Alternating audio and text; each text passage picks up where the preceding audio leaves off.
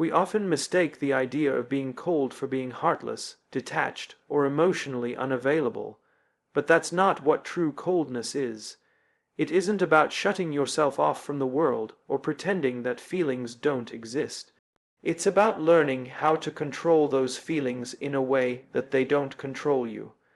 The strongest people aren't those who have no emotions. They're the ones who understand their emotions fully, but choose to act with clarity, discipline, and purpose, regardless of what they feel in the moment. This kind of strength is rare because it requires a deep understanding of the self and a conscious decision to act on principle rather than impulse. When a person experiences fear, anger, disappointment, or even joy, the immediate reaction is often to let those feelings dictate the next move. It's human nature, but nature, while powerful, is often chaotic. And if we allow every emotion to steer us, our lives become a reflection of whatever emotion dominates at that moment. The problem is that emotions are temporary. They rise and fall, sometimes in seconds, sometimes over hours or days. Basing actions on temporary feelings creates inconsistency, instability, and a life driven by reaction rather than intention. Those who are cold and strong understand this truth on a fundamental level. They recognize that emotions have value. Anger can reveal injustice. Fear can highlight risk. Joy can point to fulfillment. But none of these emotions should lead the decision-making process. Instead, emotions should inform, not command. This is what separates someone who merely reacts from someone who responds. Reaction is automatic. It's primal. Response is deliberate. It's conscious. And this is where strength lies, not in denying emotions, but in choosing how to engage with them. People often look at individuals who seem emotionally unshaken in difficult moments and assume they feel nothing. The reality is, these individuals often feel everything. They just don't allow those feelings to compromise their clarity. When something unfair happens, they feel anger, but they don't lash out. When danger approaches, they feel fear, but they don't flee without thought. When praised, they feel joy, but they don't become arrogant. Instead, they observe these emotions, acknowledge them, and then act in alignment with their values and long-term vision. This ability doesn't come naturally. It requires practice, patience, and a willingness to confront one's own emotional tendencies. It's uncomfortable to sit with anger without expressing it. It's difficult to experience fear without allowing it to dictate behavior. But over time, this discipline creates a sense of inner calm that others might mistake for coldness. In truth, it's control. It's choosing to experience life fully while refusing to be ruled by the highs and lows of every passing emotion. The strongest people often have the deepest wells of emotion. They've simply built systems within themselves to regulate, process, and channel those emotions in productive ways. They've learned the art of pause, the moment between stimulus and response, where choice exists. In that space, they decide what kind of person they want to be, not just in ideal moments, but in the most difficult ones. This decision isn't always easy, but it's always available. The more it's chosen, the stronger it becomes. Strength in this sense isn't something that shows up in loud declarations or visible displays of dominance. It's quiet. It's the internal refusal to be reactive. It's the decision to remain focused when distractions pull for attention, to maintain grace under pressure, and to hold steady when chaos surrounds. This kind of strength doesn't seek validation because it isn't performative. It's personal. It exists whether anyone notices or not. The discipline to control emotion doesn't mean suppressing it or pretending it doesn't exist. It means fully acknowledging its presence and then choosing the most effective values-driven course of action. It means knowing that anger can fuel action, but that action must be precise and purposeful. It means recognizing that fear can highlight risk, but not allowing it to paralyze decision-making. It means understanding that even joy, as beautiful as it is, can distort judgment if left unchecked. Strength lies in balance, not emotional numbness, but emotional regulation. This is the kind of coldness that leads to clarity. It clears away the noise of knee-jerk reactions and leaves room for thoughtful, strategic choices. It allows a person to engage with life's challenges without being overwhelmed by them, to care deeply without crumbling under pressure, and to love without losing themselves. In a world that often celebrates the loudest, most reactive voices, this kind of inner stillness is rare. It's not born of indifference, but of discipline. It's a commitment to being guided by principles rather than passing moods. It requires effort, awareness, and relentless honesty with oneself. Those who cultivate it understand that emotion is a powerful tool, one that must be wielded with care, not allowed to lead unrestrained. Resilience is one of those qualities that people often admire from a distance, yet rarely understand the process it takes to build it. Most see resilience in its finished form in the people who seem unshaken by failure, untouched by criticism, and undeterred by obstacles. What they don't see is where it was built, how it was shaped, and what it took to forge that kind of inner strength. The truth is, resilience isn't something people acquire in public, in front of applause, recognition, or validation. It's something that's forged in the unseen, quiet, often lonely moments when no one is watching and no one cares. It's built in silence and revealed in noise.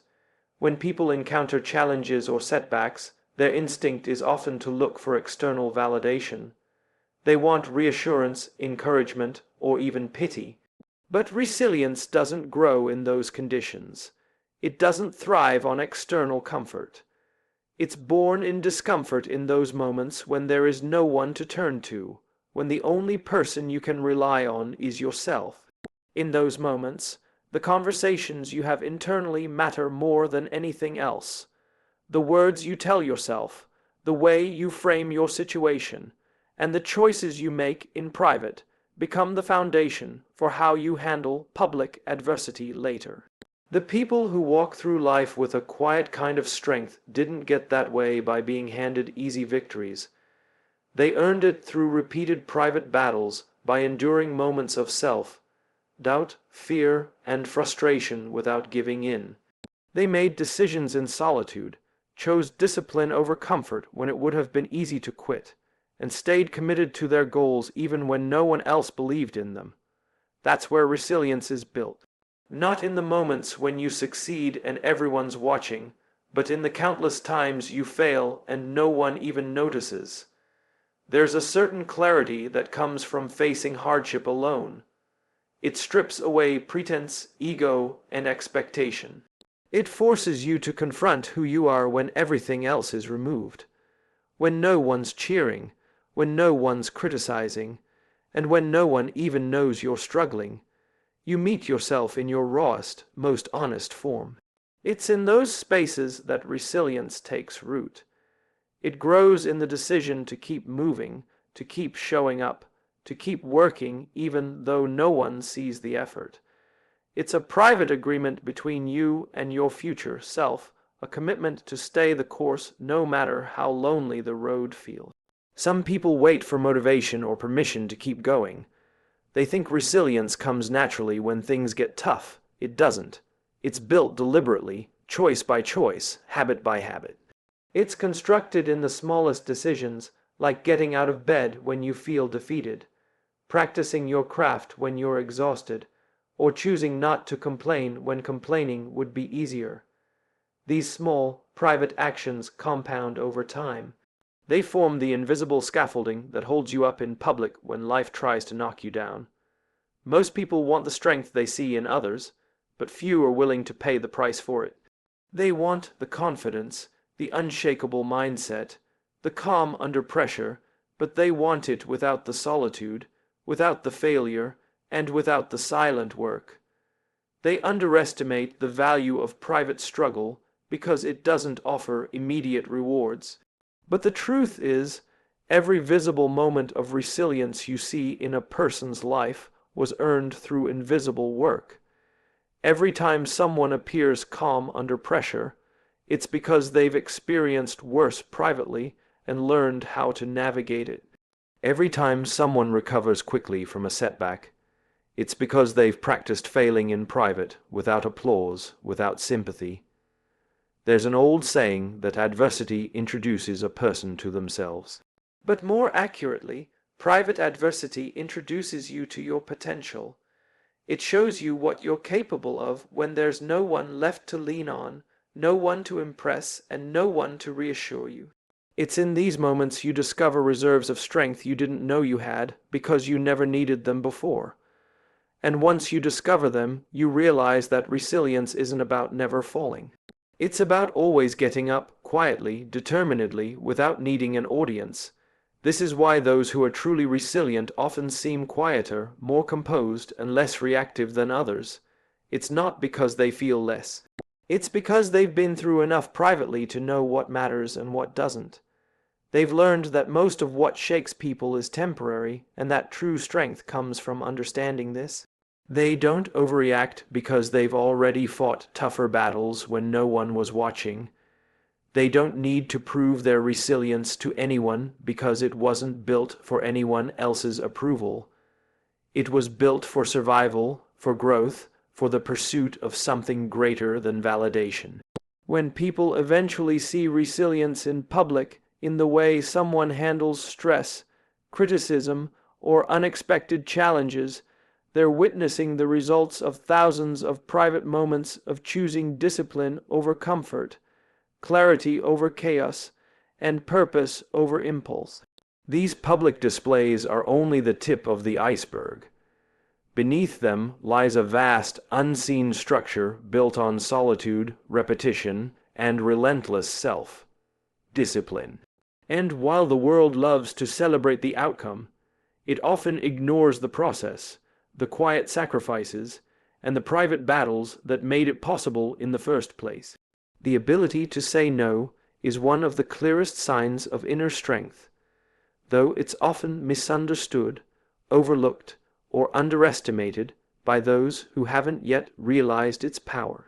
Many people move through life trying to please others, agreeing to things they don't want, committing to situations that drain them, and allowing external expectations to dictate the course of their lives.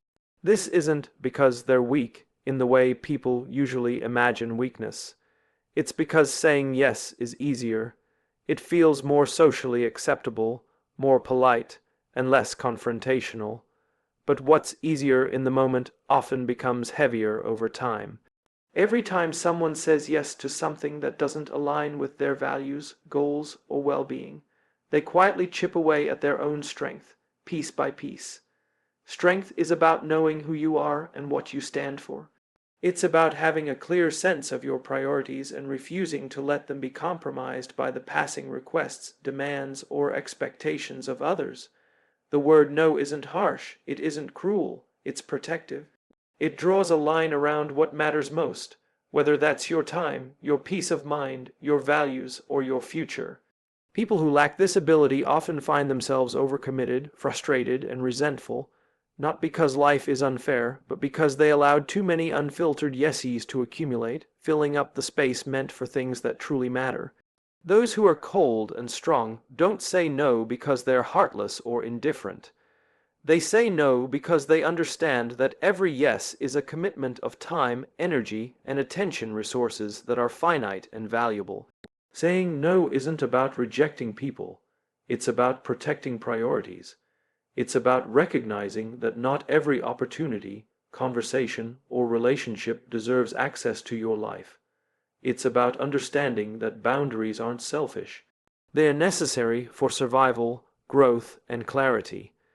People who fail to set boundaries often lose themselves in the noise of other people's expectations, and eventually, they begin to resent the very situations they agreed to. There's a quiet kind of confidence in those who can calmly and unapologetically say no. It comes from a place of self-respect and a clear understanding of personal limits. It's not reactive, defensive, or dismissive. It's deliberate, and while it might disappoint or confuse others in the short term, it preserves the individual's integrity, focus, and emotional health in the long term. People who master the art of no realize that it isn't their job to manage other people's reactions. It's their job to manage their own life. This strength is built through experience. It often starts with small, difficult moments, declining an invitation, turning down a project, walking away from a conversation that isn't healthy. At first, it feels uncomfortable, especially for those conditioned to avoid conflict or disappointment. But like any discipline, it grows stronger with use. Over time, saying no stops feeling like rejection and starts feeling like alignment. It becomes less about what's being declined and more about what's being protected. And what's being protected is precious: your peace, your values, your energy, and your time. Many people fear the word no because they associate it with negativity or loss.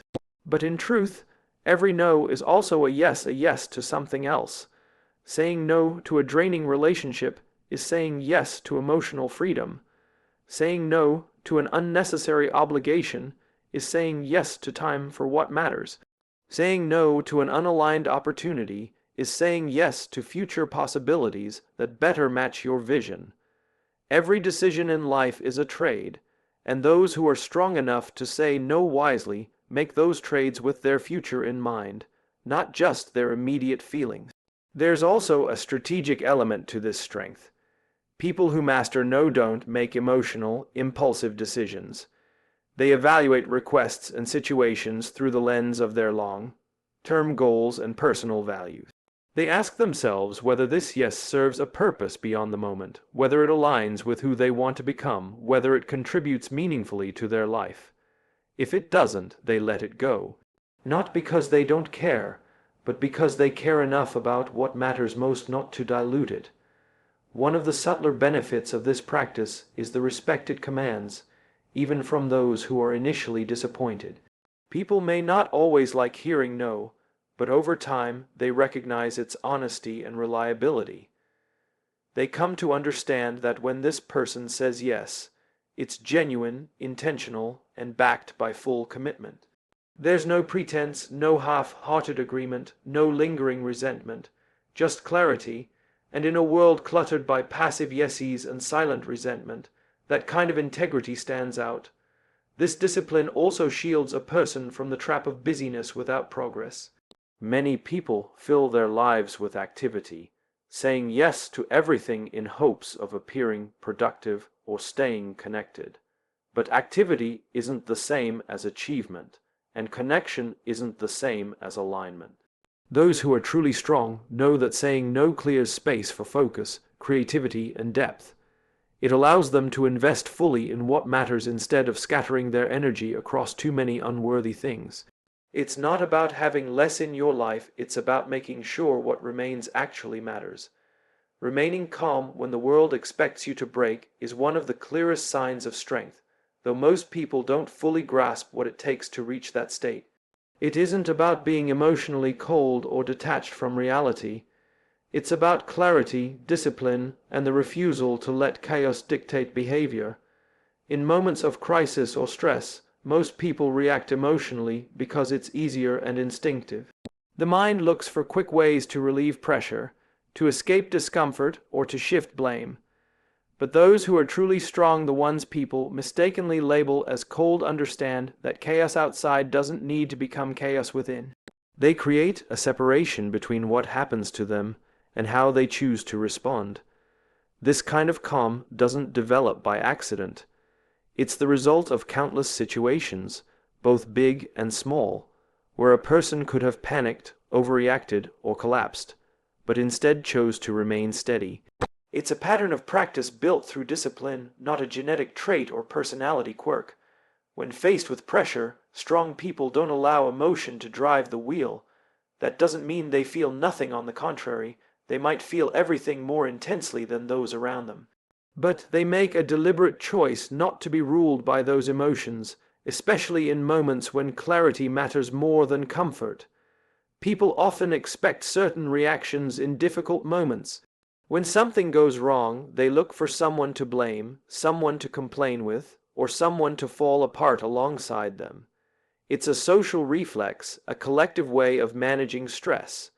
But when a person stands firm, unshaken, refusing to be drawn into panic, they stand apart. Others may interpret it as coldness, as though the person doesn't care or lacks empathy. In reality, that calm is often born from caring too deeply to let the situation spiral into chaos. It's an understanding that panic is contagious and rarely helpful, and that someone needs to stay grounded when everything feels unstable. There's a kind of power in quiet strength. It's rarely flashy, rarely dramatic. It manifests in small, steady actions, measured words, careful decisions, and an unwavering presence. Strong people understand that their presence affects the room. If they crack, others will follow. If they stay composed, it creates space for solutions, rational thought, and recovery. They choose to be that anchor not because it's easy, but because they know it's necessary. This ability to stay calm isn't about denial. It's about acknowledging the reality of a situation without allowing it to hijack the mind. Strong individuals see what's happening clearly, process it fully, and then respond deliberately. They understand the cost of emotional impulsiveness. Words spoken in anger, decisions made in fear, and actions driven by desperation almost always come with consequences. By staying calm, they give themselves room to weigh options, to consider outcomes, and to act in ways that serve the bigger picture rather than the immediate discomfort. In pressure-filled environments, people crave leadership even if they don't consciously realize it. Not always the loud, commanding type of leadership, but the kind that communicates stability, control, and reassurance without having to say much. A steady presence reassures people in ways that speeches and slogans cannot. It shows that it's possible to endure without breaking, to navigate without losing direction. Those who embody this kind of calm become natural leaders in crises, not because they seek control, but because their energy offers what others lack in that moment. The mistake people make is assuming this is easy for those who seem unshaken. It never is. It's a choice made over and over again, often under internal strain that no one else sees. The people who remain calm aren't untouched by fear or frustration. They simply refuse to let those feelings drive their actions. Inside, they might be fighting their own battles, managing uncertainty, and wrestling with the same doubts as everyone else.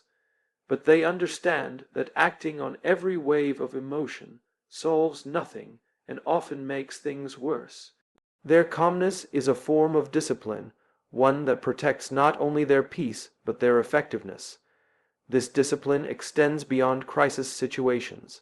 It shapes how a person carries themselves in everyday life. They don't get pulled into unnecessary arguments. They don't chase validation, and they don't waste energy on things that don't matter. They remain steady because they've learned through experience that very little is worth losing their peace over. By preserving that calm, they gain clarity.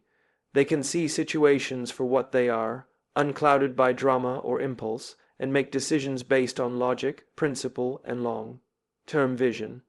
The world often tests this calm. Difficult people, unexpected problems, sudden losses. Life has a way of creating situations designed to provoke reaction. But those who have built this kind of strength expect those tests. They don't treat them as surprises but as opportunities to practice control, to reinforce their discipline. Every time they resist the urge to react impulsively, their foundation grows stronger. What looks like coldness to outsiders is, in truth, mastery over oneself. It's choosing presence over panic, clarity over noise, and purpose over temporary emotion.